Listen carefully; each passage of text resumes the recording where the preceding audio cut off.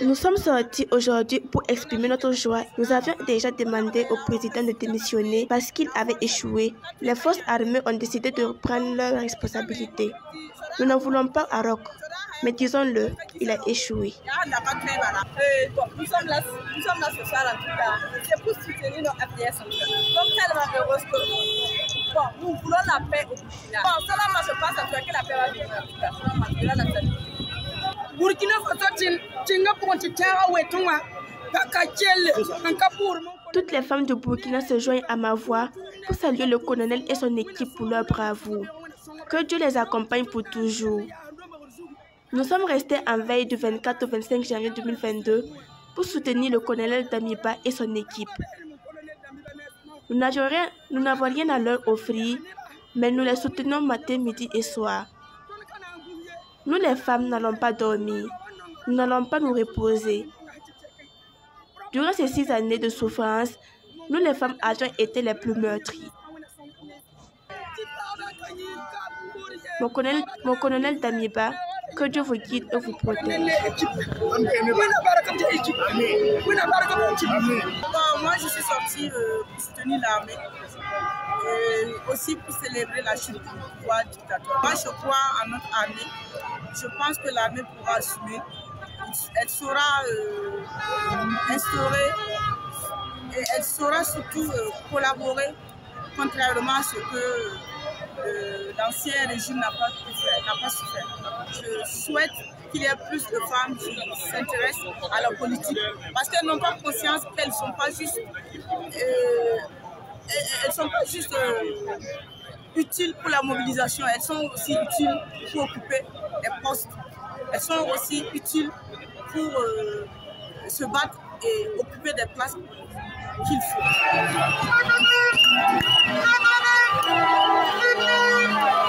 Bonjour chers frères, bonjour chers sœurs, bonjour chers Africains, bonjour à tous ceux qui aiment bien l'Afrique. Je suis Bob Lee, que tout le monde connaît, le slammer, je suis la légende, je suis le coq de Binui, je suis la voix des sans-voix. Et aujourd'hui je vous appelle sous mon arbre pour qu'on discute de ce qui prévaut en ce moment au Burkina Faso. En effet, hier, 30 septembre 2022, il y a eu un nouveau coup d'État encore. Avant toute chose, regardez ce qui s'est passé et ensuite je vais faire mon décryptage. Peuple du Burkina Faso, face à la dégradation continue de la situation sécuritaire, nous avons entrepris à plusieurs reprises des approches visant à recentrer la transition sur les questions sécuritaires. En effet, conscients de nos responsabilités, nous avons, de façon concertée, élaboré un programme de réorganisation de l'armée qui aurait permis d'opérationnaliser des unités combattantes à mesure de lancer des contre-offensives. Rejetant cette proposition, le colonel Damiba a persisté avec l'articulation militaire qui a été à la base de l'échec du régime du président Roch Marc Christian Kaboré. Vaillant peuple du Burkina, les actions du lieutenant-colonel Damiba nous ont progressivement convaincus que ses ambitions s'écartent largement de notre idéal commun. Nous avons assisté à une restauration au forceps d'un ordre ancien par des actes de nature à remettre en cause l'indépendance de la justice et à créer des précédents graves. Les choix hasardeux du lieutenant-colonel Damiba ont progressivement affaibli notre système sécuritaire. Les lourdeurs administratives qui caractérisaient le régime déchu se sont aggravées sous la transition, compromettant ainsi des opérations à caractère stratégique.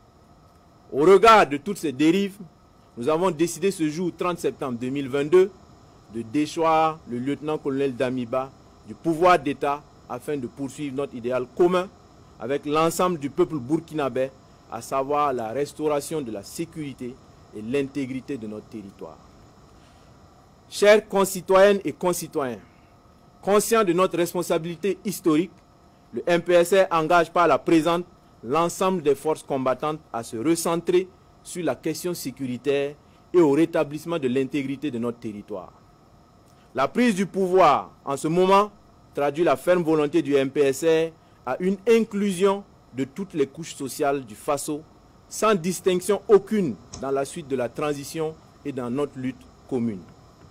Le MPSR rassure la communauté internationale que le Burkina Faso continuera de respecter ses engagements internationaux, notamment les droits humains. Nous invitons les vaillantes populations du Burkina Faso à vaquer à leurs occupations dans la tranquillité.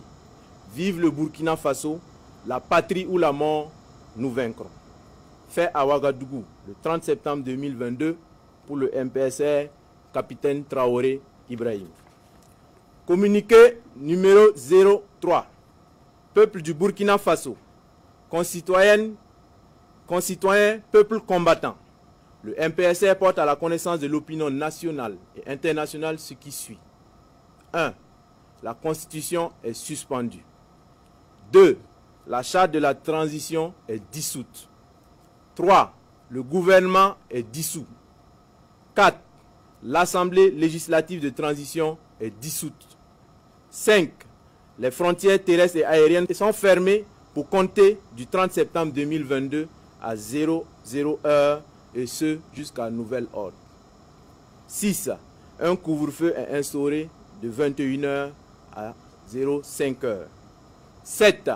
Toute activité politique est suspendue. 8. Toute activité des organisations de la société civile est suspendue. 9. Les forces vives de la nation seront convoquées incessamment à l'effet d'adopter une nouvelle charte de la transition et de désigner un nouveau président du Faso, civil ou militaire. Fait à Ouagadougou le 30 septembre 2022, signé le capitaine Traoré Ibrahim. Après avoir regardé ces images du coup d'État, du nouveau coup d'État, je vais vous dire que je ne sais pas. Sérieusement, en ce qui moi me concerne, je ne sais pas ce que veulent les Burkinabés. Les Burkinabés apparemment sont bipolaires. Les Burkinabés ont changé de nom.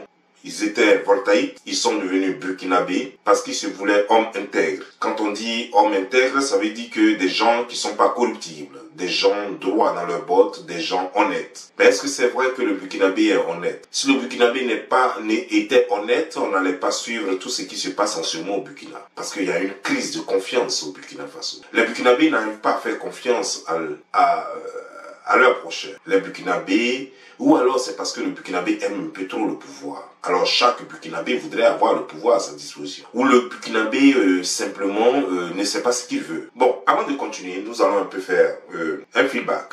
Nous allons partir en 1960, en 1958, et nous allons faire la genèse des coups d'État au Burkina Faso. Le Burkina Faso, pendant que des pays cherchent à se développer, à construire leur pays, le Burkina Faso se veut un pays qui est spécialisé dans les coups d'État. Voici le rappel des coups d'État qui ont marqué le pays depuis son indépendance en 1960. En 1966, le président Maurice Yaméoguéo au pouvoir depuis l'indépendance est remplacé par le chef d'état-major Abaka Sangoulé. En 1980, le président Sangoulé, Lami Zana, est à son tour renversé par le colonel Saïd Zerbo. Le 7 novembre 1982, le commandant Jean-Baptiste Ouedraogo renverse le colonel Saïd Zerbo. Le capitaine Thomas Sankara, qui joue un rôle important dans ce coup d'État, est nommé Premier ministre le 10 janvier 1983. Le 4 août, le capitaine Thomas Sankara est porté à la tête d'un conseil national de la révolution CNR.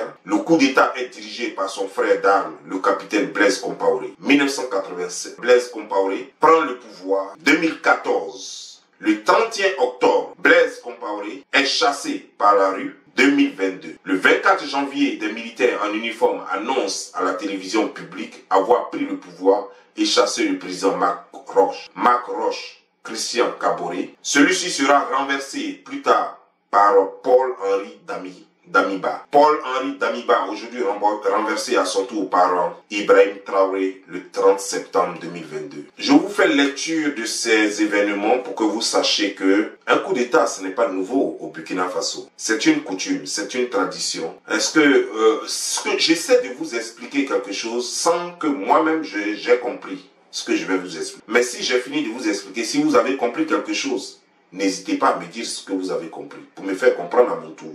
Parce que ce que je vais vous expliquer est incompréhensible pour moi. Moi-même, je ne comprends pas. Apparemment, le Burkinabé aime la violence. La violence est dans son sang parce que tout est fait de violence. Le Burkina Faso a son indépendance en 1958 et seulement 8 ans plus tard, il connaît son premier coup. Je me demande même, c'est pas le premier coup d'État en Afrique. Il fait son premier coup d'État. Et depuis lors, le Burkina n'a cessé de faire tout. La seule personne qui avait réussi à maintenir le pouvoir sans coup d'État, c'était apparemment Blaise Compaoré pendant 27 ans. J'ai l'impression que ce qu'il faut au Burkina Faso, ce n'est pas la démocratie. Ils ont plutôt besoin d'hommes forts, des gens qui leur tapent dessus quand il faut. Parce que le Burkinabé ne sait pas ce qu'il veut. Le Burkinabé pense qu'en changeant de régime chaque fois, ce qui va sauver son peuple. Au fait, le Burkinabé, ce que je comprends, c'est qu'il est très jeune. Il n'aime pas seulement que ce soit l'autre qui dirige. Parce qu'ils sont tous fainéants, ils sont tous pareils. Ils valent rien, eux tous. Et seulement, les gens n'ont pas le courage de l'avouer. Parce que celui-là, forcément, sera peut-être renversé bientôt. Dans quelques temps, lui aussi sera renversé par un autre groupe militaire. Mais et si on organisait des élections au sein de l'armée seulement pour qu'eux choisissent en fait qui va les diriger, ce serait encore mieux que de voir des coups d'État se répéter à longueur de journée.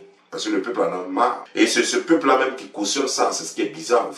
Les hommes intègres, des gens qui sont intègres, mais qui en fait ont peur de la corruption. On nous dit que non, il y a les coups d'État, il y a les successions de coups d'État à cause des terroristes au nord du Burkina Faso. Mais en 1968, il n'y avait pas de... En 1966, pardon, il n'y avait pas de djihadistes. Et il y a eu un coup d'État. En 84, en 80 d'abord, il n'y avait pas de djihadistes, il y a eu coup d'État. Tous les autres coups d'État qu'il y a eu, il n'y avait pas de djihadistes. En fait, le problème n'est pas faire la guerre, parce que c'est l'armée qui fait la guerre. C'est l'armée qui fait la guerre, et le problème, ce n'est pas parce que les gens mènent mal. Non. Si vous, les militaires qui voulez prendre le pouvoir, c'est pas en prenant le pouvoir que vous pouvez résoudre le problème des djihadistes. Vous, l'armée, c'est pas en prenant le pouvoir que vous allez régler le problème du terrorisme, parce que le militaire est sur le front, c'est au front. Donc si vous n'arrivez pas à régler le problème du terrorisme, c'est que le problème c'est vous, ce n'est pas le pouvoir, parce que le pouvoir doit être civil. Et le président ne se bat pas, ni ses ministres ne se battent pas. C'est vrai qu'ils donnent les moyens, mais si on vous donne les moyens, que vous n'utilisez pas les moyens comme il faut. Ce que vous oubliez, c'est que le Burkina Faso est un petit pays qui n'a pas assez de moyens comme la France, comme les États-Unis, comme l'Angleterre, pour faire face à des terroristes. Ce que vous ne savez pas, c'est que même les plus grands pays au monde n'ont jamais réussi à faire face au terrorisme. C'est que même la France a connu sur son sol le terrorisme. Ça leur a pris des années et jusqu'à maintenant, ils ne sont même pas encore à l'abri des frappes terroristes. Et vous pensez que c'est un régime militaire qui peut régler ce problème. Ce n'est pas un problème. Et les gens vous manipulent en fait dans l'ombre. Les gens vous manipulent et vous faites des coups d'État, une tradition, une culture, une coutume. Et vous allez aller de coup d'État en coup d'État. Vous allez vous arrêter quand? Quel sera le bon? Ou bien quel est le moyen que vous préférez au fait? Au fait, vous êtes à la recherche d'idées. Vous n'êtes pas capable de réfléchir. Dans un pays où le taux d'analphabète est de 98%, qu'est-ce qu'on peut espérer de la population? À part la force. On ne peut pas espérer de l'intelligence de cette population parce qu'ils ne comprennent rien, ils ne peuvent pas comprendre. Et c'est pourquoi ils sont manipulables. Les quelques personnes qui savent lire et écrire, donc qui ont des diplômes et qui sont lettrés, qui ont des diplômes, qui sont instruits, ces quelques personnes manipulent à souhait le reste de la population. Et c'est ça le drame. Et vous allez commencer, votre pays va continuer d'être Zassa.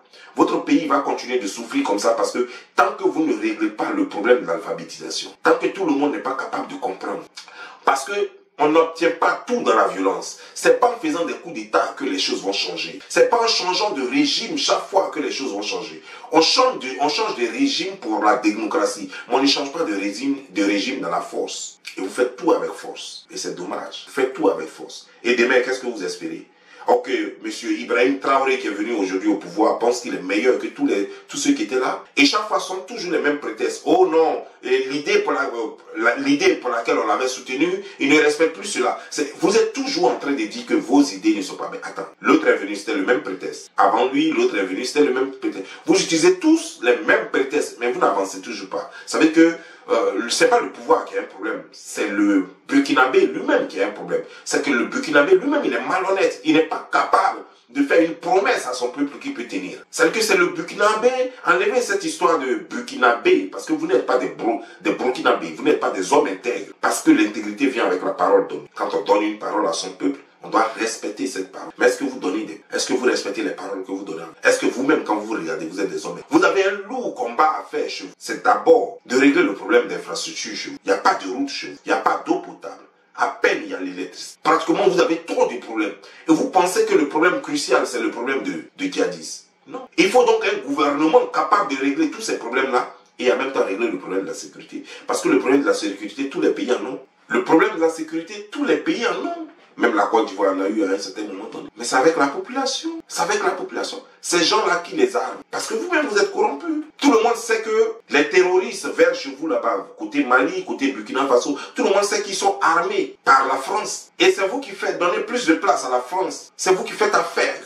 Mais faites comme le Mali, vous allez voir. Joignez-vous au Mali, créez une force ensemble. Vous allez voir que vous allez booster tout de suite le terrorisme.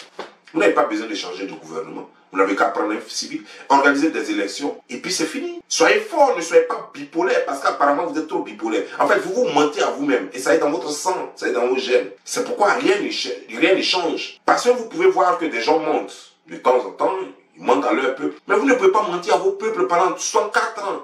Pendant 64 ans, rien n'avance dans le pays, et ça ne vous inquiète pas. Et tout ce que vous pensez que c'est la tenue qui changera le pouvoir, qui changera les choses. Et votre prétexte tout trouvé, mais allez-y, donc créez un gouvernement militaire. De Gaulle l'a fait à son temps. Créer un gouvernement militaire et qu'on n'en parle plus. Parce que chaque fois qu'il aura un militaire, un autre militaire va toujours venir l'enlever. Parce que les militaires ne font jamais l'unanimité. Parce que les militaires aiment le pouvoir et tout le monde le sait. Les militaires d'abord eux-mêmes aiment le pouvoir et le Burkinabé lui-même il aime le pouvoir. C'est pas possible. Alors qu'est-ce qu'on Désormais les spécialistes des coups d'État sont les Burkinabés. Et c'est dommage. C'est dommage. Vous allez vous entretuer. Vous allez vous déchirer. Toujours utiliser les mêmes prétextes sous plusieurs formes, mais rien ne change et rien ne changera. Et votre pays, il est l'un des pays les plus pauvres au monde, avec un taux d'analphabétisation de 98% et ça ne vous inquiète pas.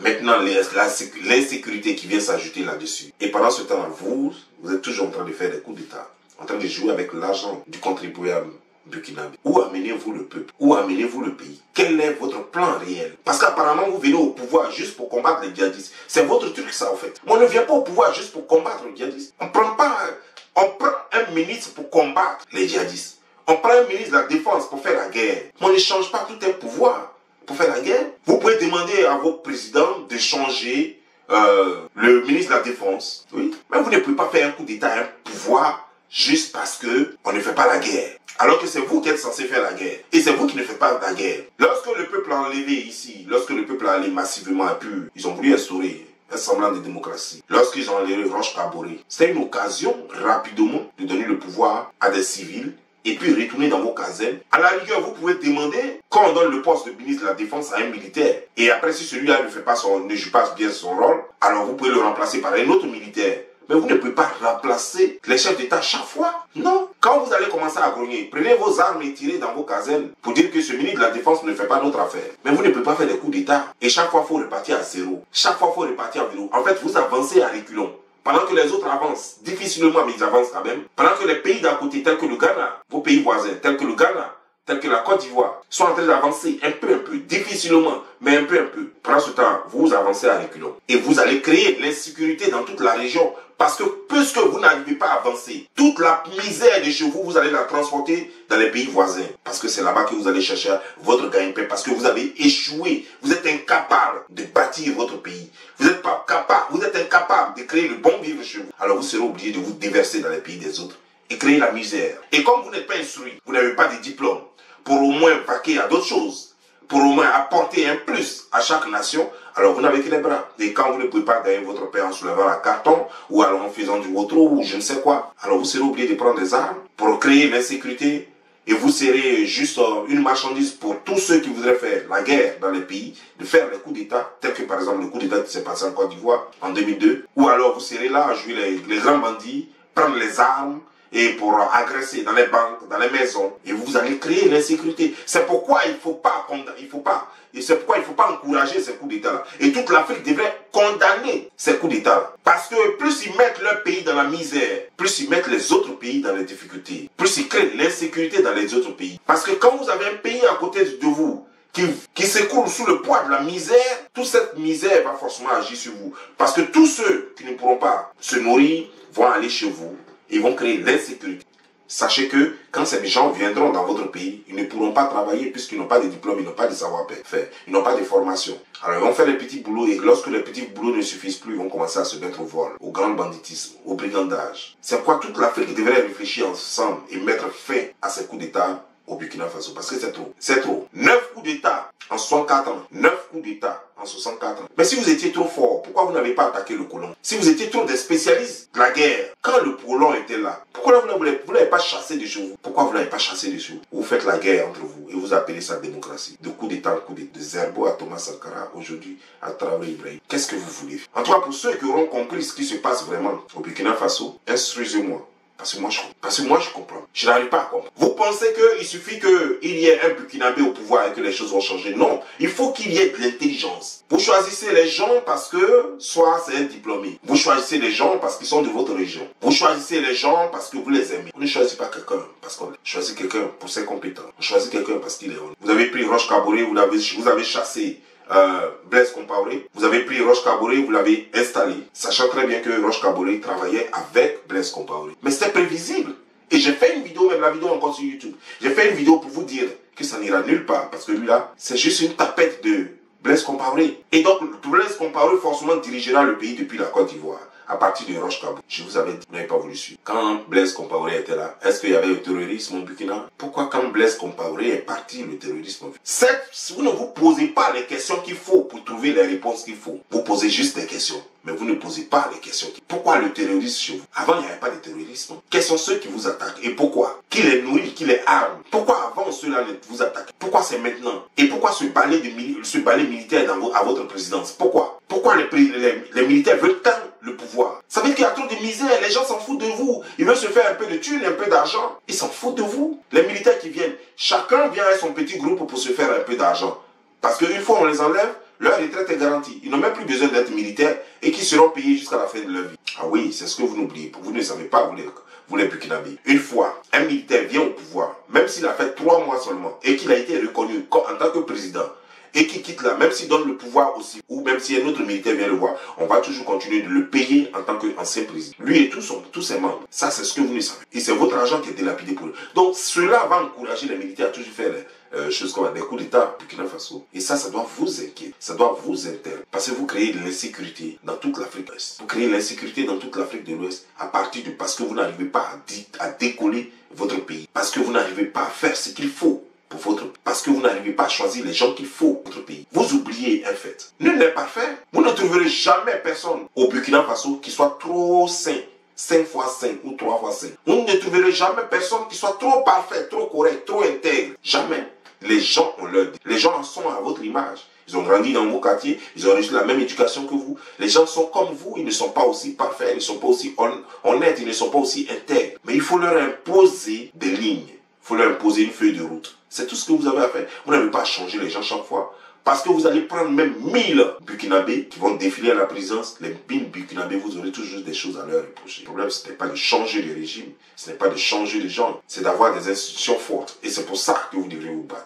Et vous devrez dire à vos militaires qu'ils arrêtent de faire les coups d'État. Parce qu'un militaire se bat au front. Et s'ils pensent qu'il y a du terrorisme et qu'ils se disent qu'ils sont vraiment des vaillants soldats burkinabés, alors qu'ils aillent au front. Et s'ils veulent vraiment être dirigés par un militaire comme eux, alors qu'ils disent au président de la République de choisir un ministre de la Défense qui est militaire comme eux. Et c'est tout. Mais ils n'ont pas renversé tout un pays dans leur intérêt. Parce qu'eux, ils ne sont pas contents. En plus de cela, j'aimerais vous dire, vous savez pourquoi les présidents ont peur en Afrique de faire cette formation à l'âge de 18 ans, comme on le faisait en Afrique partout. Et ils ont arrêté ça. Ils ont tous arrêté ça.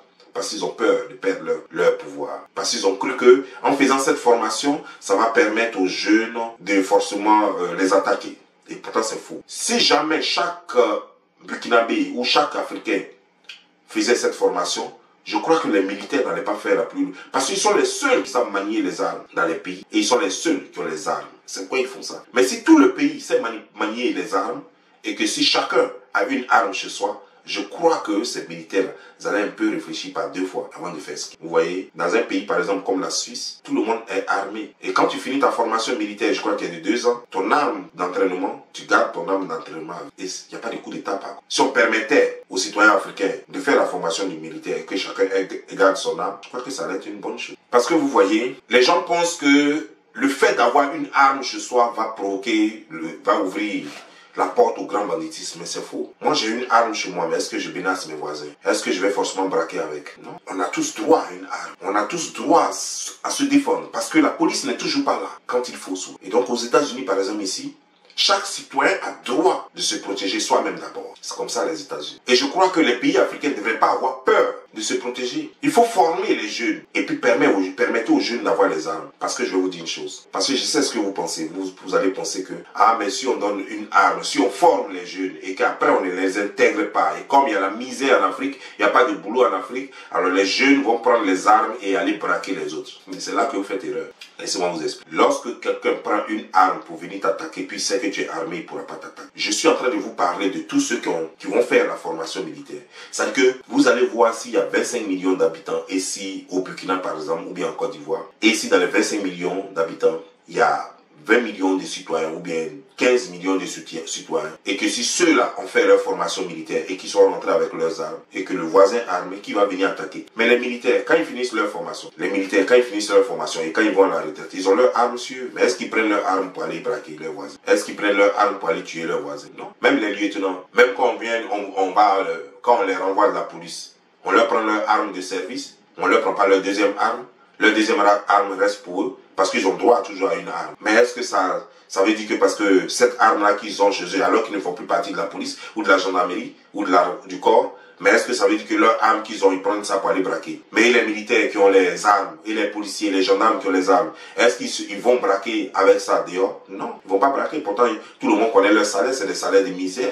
Souvent, ils n'arrivent pas à joindre les deux bouts. Mais non. Donc, ne pensez pas que si tout le monde est formé, si tout le monde a une arme, donc ça veut dire que tout le monde va attaquer tout le monde ou tout le monde va aller faire du grand banditisme. Non, au contraire, ça sécurise encore plus la nation. Parce que là, le militaire ne peut pas se lever comme ça pour dire que, il va prendre tout un pays en otage. Il va prendre une présidence. Si aujourd'hui, là, si les Burkinabés étaient armés, je suis sûr que les militaires ne vont pas venir faire ce qu'ils font là. Parce que le temps qu'eux, ils prennent la présidence là, le peuple même allait les entourer. Et comme le peuple est plus nombreux qu'eux, je crois qu'ils n'allaient pas faire n'importe quoi. Ils allaient réfléchir pas 2 fois avant de sortir. Mais il faut voir tout ça. En tout cas, vous les hommes intègres, vous êtes spécialisés dans les coups d'État. Et je crois que les coups d'État, c'est votre développement. Les coups d'État, c'est l'industrialisation pour vous. Les coups d'État, c'est quoi encore? C'est la construction des routes. La construction la faisabilité des eaux potables. C'est l'électricité. C'est quoi encore? C'est mettre l'assiette c'est mettre la nourriture dans l'assiette du paysan ou de la paysanne. C'est remplir le panier de la ménagère. Pour vous, les coups d'État, vous êtes spécialisés là. Qu'est-ce que ça vous rapporte? Qu'est-ce que ça vous a rapporté jusqu'à présent? Avez-vous avancé ne serait-ce que d'un iota? Non. Qu'est-ce que les coups d'État vous aura? Rien du tout. L'éducation est toujours caduque chez vous. À peine les filles burkinabées vont à l'école. À peine. C'est Thomas Sankara qui était venu à un moment donné, quand Thomas Sankara était venu, et puis c'était passé de 98% à 97%. Ouais, je crois que 96 ou 97%. Pour les filles même, ça n'avait même pas presque pas bougé. C'est Thomas Sankara ceux qui avaient réussi ça. Depuis la mort de Thomas Sankara, l'analphabétisation prend de l'ampleur. L'analphabétisation prend de l'ampleur au Burkina Faso. Qu'est-ce que vous proposez au reste de l'Afrique à part les coups d'État? Ça doit être une mode. C'est tout ce que vous avez à faire. Votre population attend mieux que ça. Les gens attendent du travail. Les gens attendent des écoles, les gens attendent des médicaments, les gens attendent une vie meilleure. Et vous, on vous donne des armes, du thé, on vous donne le matériel, des voitures, tout et tout. Pour aller faire la guerre, vous prenez ça pour venir prendre en otage tout un peuple et sa présidence. On vous dit d'aller faire la guerre. Au lieu d'aller faire la guerre, vous ne faites pas la guerre. Vous, c'est pour venir contre vos civils, c'est pour venir contre l'armée. C'est-à-dire qu'entre vous, vous avez des problèmes. Si vous les militaires, vous avez des problèmes entre vous. Mais gérez vos problèmes entre vous. Laissez la présidence, parce que la présidence, ça ne doit pas être militaire, c'est civil. La présidence est civile. C'est-à-dire que técassez-vous comme vous voulez, tuez-vous comme vous voulez chez vous là-bas, dans vos camps là-bas, mais laissez la présidence. Et il faut que clairement les Burkinabés apprennent à mettre ça, puisque vous avez une histoire de coup d'État, donc apprenez désormais à mettre cela dans votre constitution. Que personne ne pourra prendre le pays par un coup d'État désormais, et que la présidence appartient qu'aux civils. Il faut que ce soit clair dans la tête de tout le monde. En tout cas, créer quelque chose de très fort. Et no matter what, c'est-à-dire que quel que soit ce qui va arriver, quel que soit ce qui va se passer, quelle que soit l'excuse, ne permettez pas à un militaire de fouler ses pieds à la présidence burkinabé. Il faut que ce soit clair dans la tête de tout le monde, pour que ça s'arrête. Sinon, si vous ne faites pas ça, nous avons peur pour le reste de l'Afrique, parce que vous allez amplifier le sous-développement dans lequel vous vivez déjà dans votre pays. Et ces conséquences, ce sont les voisins qui vont subir cela. Moi, je vous laisse porter au but. Ciao.